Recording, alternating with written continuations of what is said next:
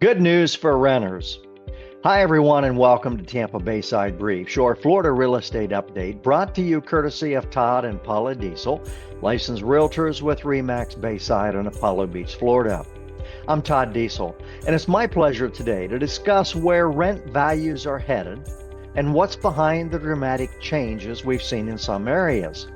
So overall in the U.S., the median asking rent dropped 0.3% in December year over year. This is to a value of $1,594 per month, the lowest level since March of 22, all per a study by Redfin. Although this is good news for tenants, it's bad news for landlords, and it does not tell the whole story of what's happening in the Tampa Bay area. But first, let's look at some national numbers. Asking rents have been trending lower since August of 22's high, which was $1,700 per month.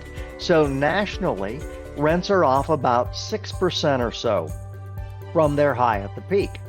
But here in Tampa, Florida, in the metro area, rents have declined 10.4% since the peak. Again, great news for tenants, not so pleasing for landlords. So how did we get here?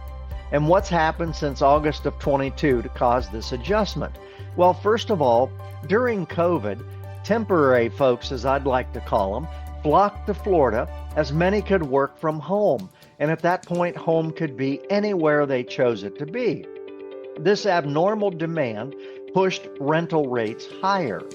So now we have a shortage of rental units, and this gave builders a reason to start many new apartment complexes. Just drive around the Tampa Bay area, you see them all the time.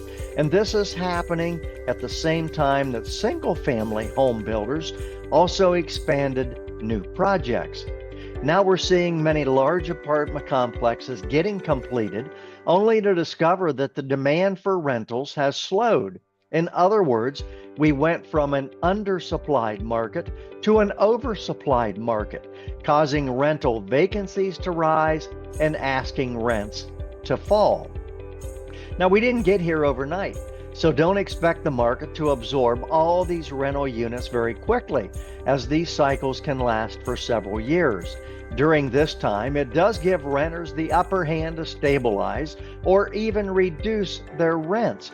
But in many cases, they may need to move to actually accomplish a rate reduction.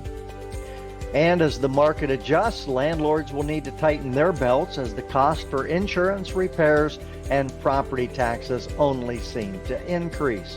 If you have questions around this topic, Paula and I would be happy to field those and to get you on the right track.